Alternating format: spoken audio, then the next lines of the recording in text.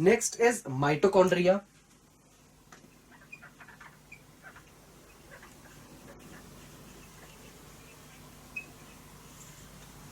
Okay, so mitochondria का structure सबसे पहले तो डबल मेम्ब्रेन बॉन्ड स्ट्रक्चर. इसका जो स्ट्रक्चर है वो दो मेम्ब्रेन से बाउंड होता है. Porous outer membrane and deeply folded inner membrane. Outer membrane porous होती है और जो इनर मेम्ब्रेन होती है वो बहुत डीपली फोल्डेड, बहुत सारे फोल्ड्स होते हैं उसके अंदर. Folds are called cristae. उन फोल्ड्स को हम क्रिस्टे के नाम से जानते हैं. The inner cavity has matrix containing ribosome, phosphate granules, DNA. Okay, so जो इनर कैविटी होती है उसके मैट्रिक्स होते हैं जिसके अंदर राइबोसोम होते हैं, फॉस्फेट ग्रैन्यूल्स होते हैं, डीएनए होता है. It's like a proteinaceous gel. तो वो एक प्रोटीनेशियस जेल के अंदर होती है, उसके अंदर की जो कैविटी होती है. अब इसके फंक्शन क्या होते हैं? Okay, oxidation of carbohydrates and fats in the cell with the help of enzymes. ये कार्बोहाइड्रेट्स और फैट्स को ऑक्सीडाइज करता है with the help of enzymes that are present in mitochondria. Release of energy is stored in the form of ATP in mitochondria. ठीक है, सो जो इसीलिए इसको पावर हाउस ऑफ सेल के नाम से भी जाना जाता है क्योंकि एनर्जी रिलीज करता है. और सेल के अंदर जो एनर्जी होती है माइटोकॉन्ड्रिया के अंदर एटीपी के फॉर्म में, एडिनोसिन ट्राइफॉस्फेट के फॉर्म में वो वहां स्टोर होती है to produce energy rich compound ATP. ये एटीपी एनर्जी रिच कंपाउंड एक होता है जिसे एटीपी उसको प्रोड्यूस करता है. Synthesis of protein, carbohydrate, lipids etcetera by using energy in ATP. Okay, तो ये प्रोटीन एंड ऑल को सिंथेसाइज करता है बाय यूजिंग द एनर्जी जो एटीपी के फॉर्म में इसके अंदर प्रोड्यूस होती है. What is ATP? Again ATP is adenosine triphosphate. Now what is the importance of mitochondria? Mitochondria produce its own protein. Mitochondria खुद का प्रोटीन बनाता है. Plant cell have less mitochondria than animal cell, क्योंकि plants को कम protein की जरूरत पड़ती है as compared to animals. Mitochondria are absent in RBC. The oxygen transport by RBC do not use this oxygen due to lack of mitochondria. RBC के अंदर mitochondria present नहीं होता है.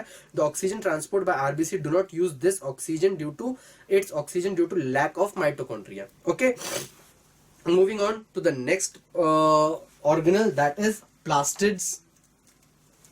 अब plastids जो होते हैं ये मोस्टली जिसे सबसे ज्यादा यूज करते हैं वो प्लांट सेल्स होते हैं. So next is plastids. Okay, so plastic का it's a double membrane, outer and inner. इसके inner अंदर की तरफ भी एक membrane होती है और outer भी एक membrane होती है. Thylakoids present which are grana and stroma in which photosynthetic pigments are present. अब इसके अंदर दो thylakoids present होते हैं. One is ग्राना and other is stroma. अब उसके अंदर फोटोसिंथेटिक प्रोडक्ट्स जो होते हैं वो प्रेजेंट होते हैं. Stroma contain enzymes, DNA, ribosome and carbohydrate that are necessary for photosynthesis. Stroma का क्या काम होता है? उसके अंदर डीएनए होता है, उसके अंदर एंजाइम्स होते हैं, उसके अंदर राइबोसोम्स होते हैं, कार्बोहाइड्रेट्स होते हैं जो फोटोसिंथेसिस के लिए बहुत जरूरी होते हैं. अब प्लास्टिड्स जो है उसको कलरिंग पिगमेंट के नाम से भी जाना जाता है. प्लास्टिड्स के अंदर बहुत सारे पिगमेंट्स प्रेजेंट होते हैं जिसकी वजह से प्लांट के अलग अलग कलर्स हमें देखने को मिलते हैं. एग्जांपल क्लोरोफिल, इसकी वजह से ग्रीन कलर होता है लीव्स का.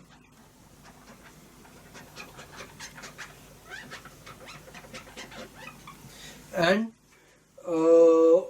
कोरोटीन, क्लोरोफिल कोरोटीन होता है. ओके, कोरोटीन का काम होता है और ऑरेंज कैरेट्स के अंदर ऑरेंज कलर प्रेजेंट करना. सॉरी, ऑरेंज कलर या ऑरेंजिश रेड जो कलर होता है कैरेट्स का ऑफ कैरेट्स वो कोरोटीन की वजह से होता है. Next is xanthophyll.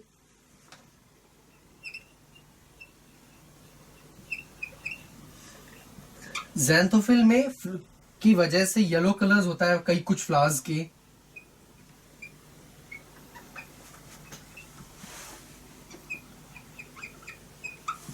And then there is anthocyanin which is anthocyanin जो पर्पल या ब्लू कलर देता है फ्लावर्स को.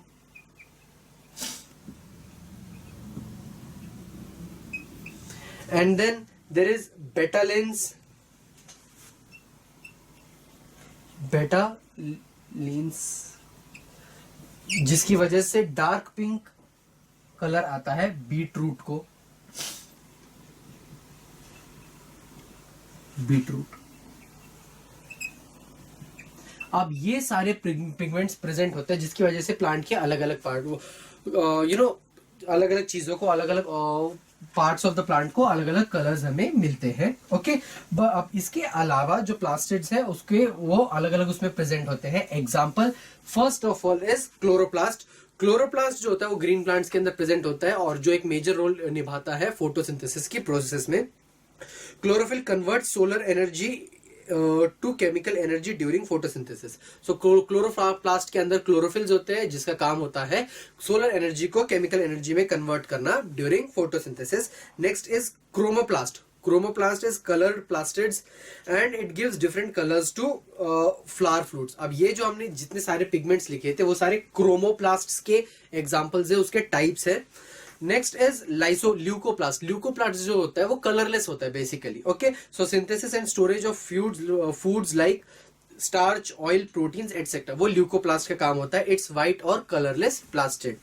नाउ अब इंपॉर्टेंस होती है इसके अंदर ओनली इन प्लांट्स। ठीक है, ये जो होते हैं वो प्लास्टिड्स सिर्फ प्लांट्स में प्रेजेंट होते हैं। Important for photosynthesis process. Mitochondria and plastids are able to replicate their own and they produce their own proteins. Mitochondria और जो प्लास्टिड्स होते हैं वो खुद को रेप्लिकेट कर सकते हैं बिकॉज उनमें खुद का डीएनए होता है। As in them ribosomes and DNA are present. क्यों? क्योंकि उनके अंदर खुद के राइबोसोम्स और डीएनए प्रेजेंट होते हैं। Now difference between prokaryotes and eukaryotes.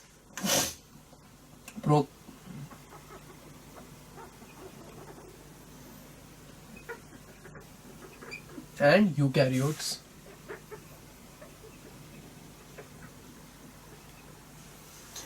अब first is nucleoid resembling nucleus.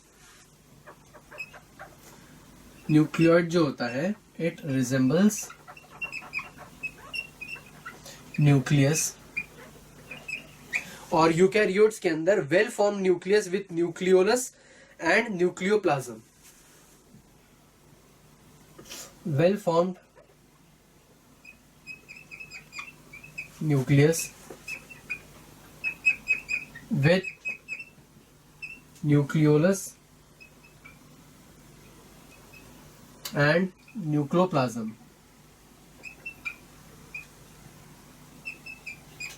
Okay, now nuclear membrane की अगर बात करें तो इसमें it's nucleoid, it's present,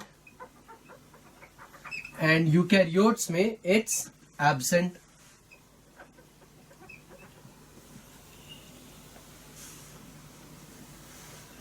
okay, किसकी हम बात कर रहे हैं? न्यूक्लियर मेम्ब्रेन की।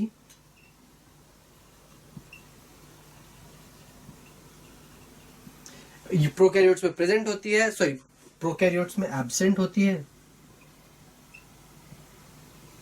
एंड यूकैरियोट्स में प्रेजेंट होती है। Next is number of chromosomes की अगर बात करें, नंबर ऑफ क्रोमोसोम्स। प्रोकैरियोट्स के अंदर सिर्फ एक होता है, ओनली वन। और यूकैरियोट्स के अंदर बहुत सारे होते हैं, many number with fixed number of each species. Many in number with fixed number of each species, मतलब कि हर स्पीशी का एक फिक्स नंबर के ही एक fix number of species present होते हैं।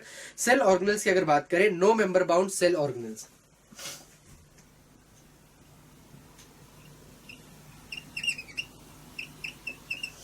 No membrane bound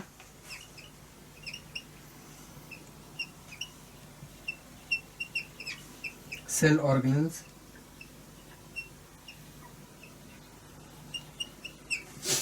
और अगर उसकी बात करें तो फिर self replicating membrane bound self organelles. Self replicating membrane bound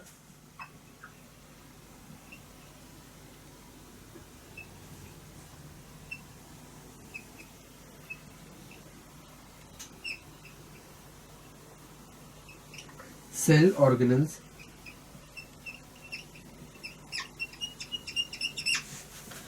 next है हमारे पास साइज जो होता है इसका 1 to 10 माइक्रोमीटर में होता है।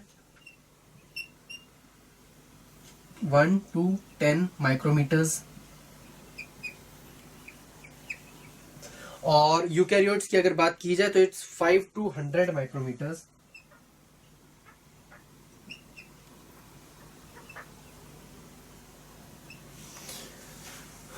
एंड ओके, अगर इसके एग्जांपल की बात करें तो बैक्टीरिया प्रोकैरियोट्स के टाइप एग्जांपल है एग्जांपल। और यूकैरियोट्स की अगर बात की जाए तो highly evolved unicellular and all multicellular organisms are like plants and animals. तो प्लांट्स एंड एनिमल्स के जो सेल्स होते हैं वो आते हैं यूकैरियोट्स के अंदर। अब ये हुए हमारे चैप्टर की थियरी।